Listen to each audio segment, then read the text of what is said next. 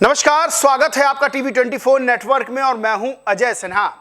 मदरसा आतंकवादी पैदा करने की फैक्ट्री है, ये बयान उत्तर प्रदेश के उप मुख्यमंत्री केशव प्रसाद मौर्य ने दिया है। दरअसल पत्रकारों से बात करते हुए उन्होंने कहा कि मदरसा चाहे पाकिस्तान का हो, बांग्लादेश का हो या फिर भारत का हो, मदरसे से आतंकवादी ही निकलते हैं। मदरसा आतंकवादी पैदा करने की फैक्ट्री होती है।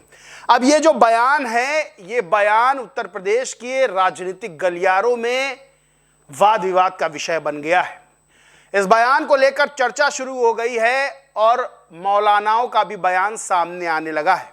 आपको बताएं, तस्लीमा नसरीन ने भी इसी विषय पर एक बयान दिया, उसकी भी खूब चर्चा हो रही है। दरअसल तस्लीमा नसरीन, जो कि बहुत प्रसिद्ध लेखिका हैं, बांग्लादेश की रहने वाली थी, बाद में बांग्लादेश से आकर भारत में रह रही हैं क्योंकि बांग्लादेश में उनकी जान को खतरा था।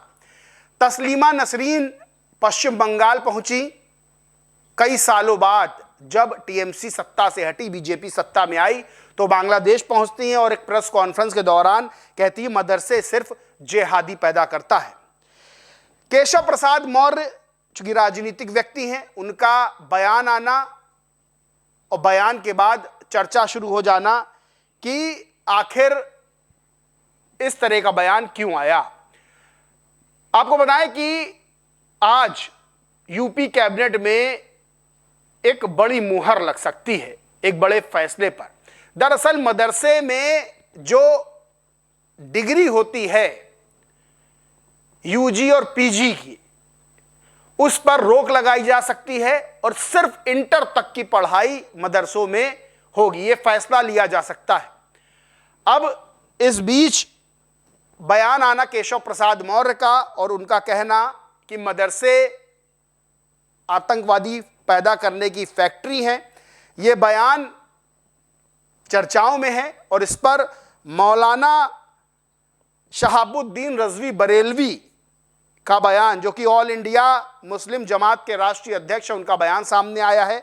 उन्होंने बताया, इस बयान की निंदा की और कहा कि देश की आज़ादी की लड़ाई में मदरसों के उलेमा और छात्रों ने महत्वपूर्ण भूमिका निभाई है, इसलिए ऐसे बयान इतिहास के विपरीत हैं।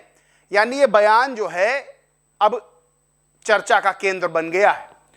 लेकिन जो सरकार फैसला लेने वाली है, जो कैबिनेट में फैसला होने वाला है, वो आखिर क्या सरकार की मर्जी से हो रहा है या फिर दूसरे कारण है। दरअसल सुप्रीम कोर्ट का एक फैसला आया था मदरसा शिक्षा को लेकर। वो मदरसा शिक्षा को लेकर फैसला क्या आया था वो मैं आपको बताता हूं। मदरसों में कामिल और फाजिल, यानी कामिल ग्रेजुएशन और फाजिल पोस्ट ग्रेजुएशन की डिग्री दी जाती है, उसकी पढ़ाई करवाई जाती है। इसको लेकर जहां सुप्रीम कोर्ट ने सुनवाई की और सुप्रीम कोर्ट ने सुनवाई करते हुए एक आदेश दिया 5 नवंबर 2024 को।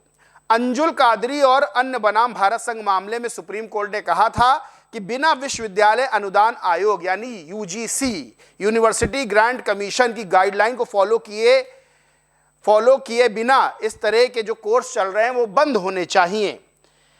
तो इसी सुप्रीम कोर्ट के फैसले के आधार पर उत्तर प्रदेश की सरकार अब यह फैसला लेने वाली है कि मदरसों में 12वीं तक की पढ़ाई होगी, उसके ऊपर जो फाजिल और कामिल की जो डिग्री है वो अब मदरसों से नहीं मिलेगी, यानी इंटर के ऊपर की पढ़ाई मदरसों में नहीं होगी।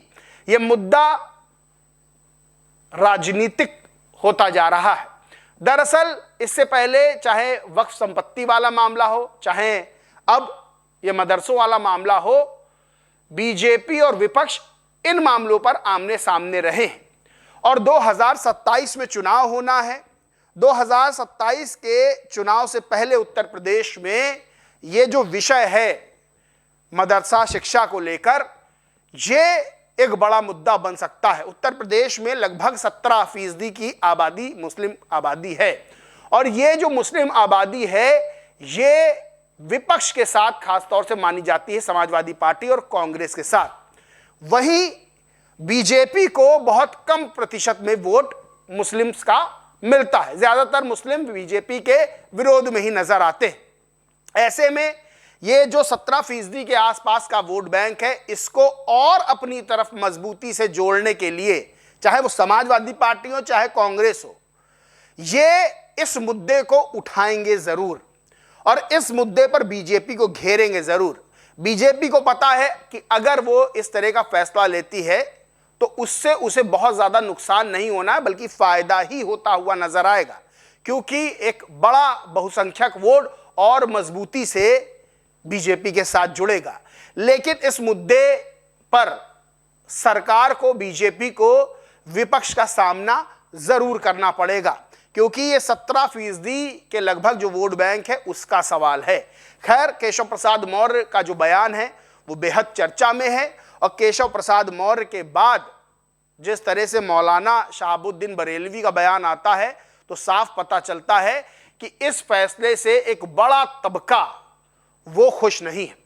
इस पूरे मामले पर आप क्या सोचते समझते कमेंट करके जरूर बताएं। वीडियो अच्छा लगा तो लाइक करें, शेयर करें और चैनल को सब्सक्राइब नहीं किया तो सब्सक्राइब करके बेल आइकन जरूर दबा लें। धन्यवाद।